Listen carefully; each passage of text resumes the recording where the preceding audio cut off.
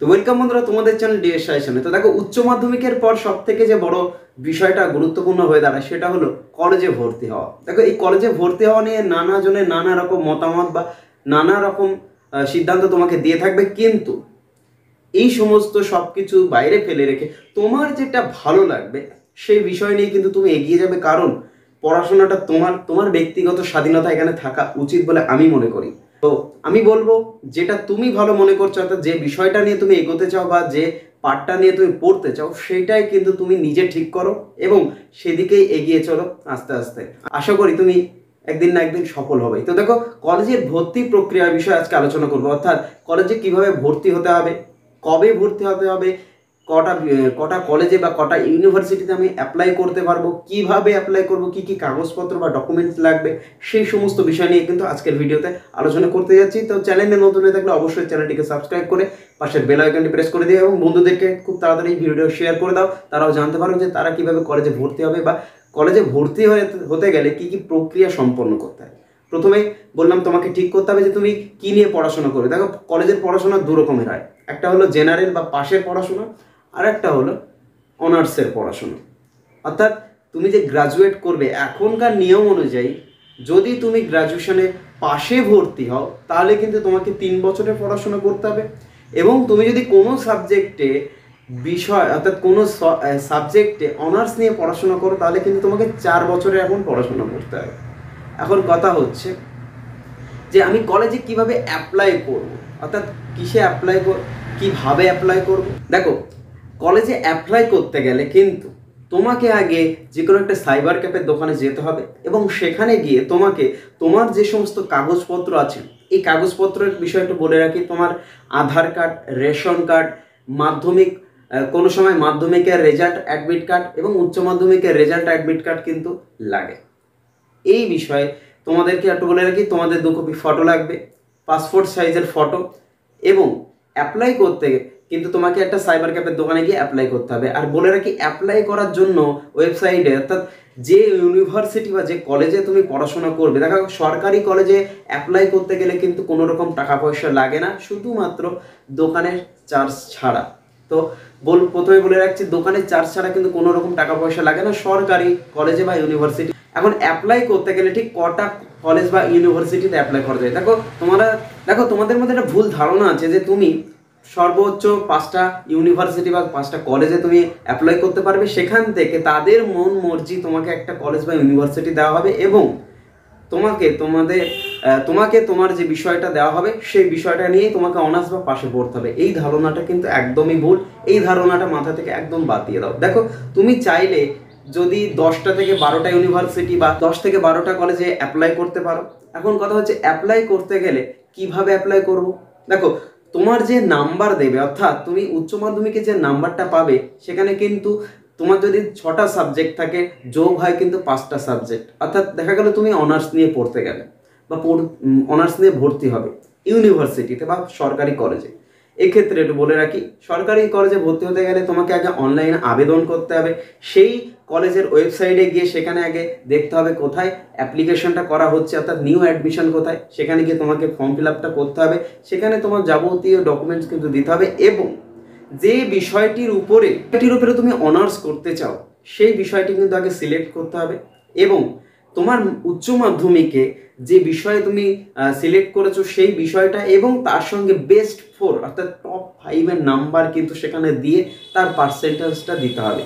এক্ষেত্রে একটু বলে রাখি, অনার্স নেওয়ার ক্ষেত্রে কিন্তু বিভিন্ন ইউনিভার্সিটিতে, অর্থাৎ বেশ কয়েকটা ইউনিভার্সিটি আছে যারা সরাসরি ভর্তি নিয়ে নেয়, অর্থাৎ অ্যাপ্লিকেশন করার পরে তোমাকে একটা নির্দিষ্ট দিনে তারা ফোনের SMS দিয়ে দেবে যে তুমি সিলেক্ট হয়ে গেছো। যদি সেটা না হয়, এমন এমন ইউনিভার্সিটি বা কলেজ আছে যেগুলো কিন্তু এন্ট্রান্স পরীক্ষা নেয়, অর্থাৎ ভর্তির জন্য যে পরীক্ষাটা তোমাকে দিতে হয়, এই পরীক্ষায় যদি তুমি পাশ করো তাহলে কিন্তু তারা তোমাকে সেই কলেজে ভর্তি হওয়ার জন্য পারমিশন দেবে, নতুবা কিন্তু দেবে না।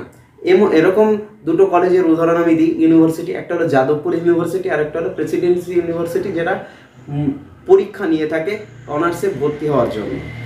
এবার কথা হচ্ছে, অনার্সে ভর্তি হওয়ার ক্ষেত্রে হতে গেলে কি কি অর্থাৎ কত টাকা পয়সা দিতে হবে আমাকে ভর্তির জন্য। দেখো, যে SMS দেবে তোমাকে একটা ডেট বা তারিখ দিয়ে দেবে ভেরিফিকেশনের জন্য, এই ডেটে গিয়ে তুমি তোমার সমস্ত কাগজপত্র অর্থাৎ যে অ্যাপ্লিকেশনের যে কাগজটা তোমাকে দোকান থেকে দেবে সেটা নিয়ে তুমি যে অ্যামাউন্ট তারা বলে দেবে, বিভিন্ন কলেজ বিভিন্ন রকম অ্যামাউন্ট হয়। সায়েন্সের ক্ষেত্রে যেহেতু তাদের প্র্যাকটিক্যাল সাবজেক্ট থাকে তাদের একটু অ্যামাউন্টের পরিমাণ বেশি, এবং আর্টসের ক্ষেত্রে যদি তুমি কোনো বিষয়ে অনার্স দিতে চাও তাহলে সেক্ষেত্রে একটু কম।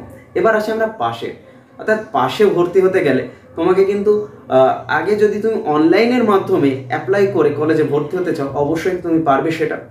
আর এই অনলাইনে ভর্তি হওয়ার ক্ষেত্রে তোমাকে কিন্তু কখনোই বলে দেবে না যে তুমি মাত্র 4 থেকে 5টা কলেজ সিলেক্ট করতে পারবে, তার মধ্যেই তোমাকে ভর্তি হতে হবে, না, এরকমটা না। তুমি যতগুলো ইচ্ছা ততগুলো কলেজ থেকে কলেজে তুমি অ্যাপ্লাই করতে পারো, এবং যে কলেজ তোমাকে সুযোগ দেবে সেই কলেজে তুমি পড়াশোনা করবে। এক্ষেত্রে একটু বলে রাখি, অনার্সের কিন্তু SC ST অর্থাৎ তোমরা যারা SC ST ক্যান্ডিডেট থাকবে তাদের কিন্তু সিট সংরক্ষণ করা থাকবে।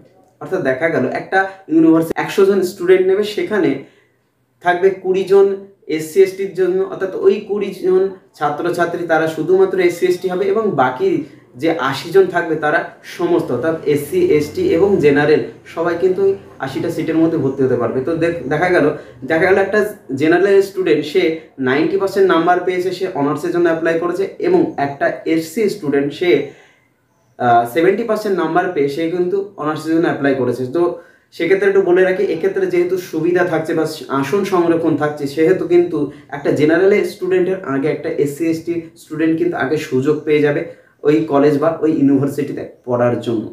তো তোমরা যারা পাশে অ্যাপ্লাই করবে, পাশে কিন্তু সমস্ত স্টুডেন্টরা অ্যাপ্লাই করতে পারে এবং সমস্ত স্টুডেন্টরা ভর্তি হয়ে যায়। এছাড়াও কিন্তু অফলাইনে সরাসরি গিয়ে ভর্তি হওয়া যায় বিভিন্ন কলেজগুলিতে, অর্থাৎ ইউনিভার্সিটির আন্ডারে যে সমস্ত কলেজগুলো থাকে সেই কলেজে গিয়ে কিন্তু সরাসরি ভর্তি হওয়া যায় অনলাইন অ্যাপ্লিকেশন না করেও।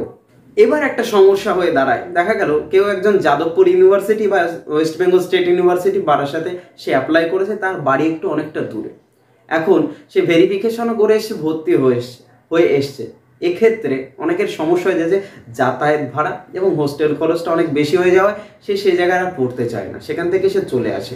এক্ষেত্রে সে যে টাকাটা দিয়ে ভর্তি হয়েছিল এই টাকাটা এখন কি হবে? এই টাকাটা কি সে ফেরত পাবে? অবশ্যই। সেই কলেজে গিয়ে সে যদি প্রিন্সিপালের কাছে কোনো রকম নোটিশ দিয়ে দেয় যে আমি এই কলেজে পড়তে চাই না, আমার ভর্তির ফিসটা ফেরত দেওয়া হোক, এই মর্মে একটা সে যদি নোটিশ বা সে যদি একটা দরখাস্ত দেয়, তাহলে তার টাকা কিন্তু অবশ্যই রিটার্ন করা হয়ে থাকে।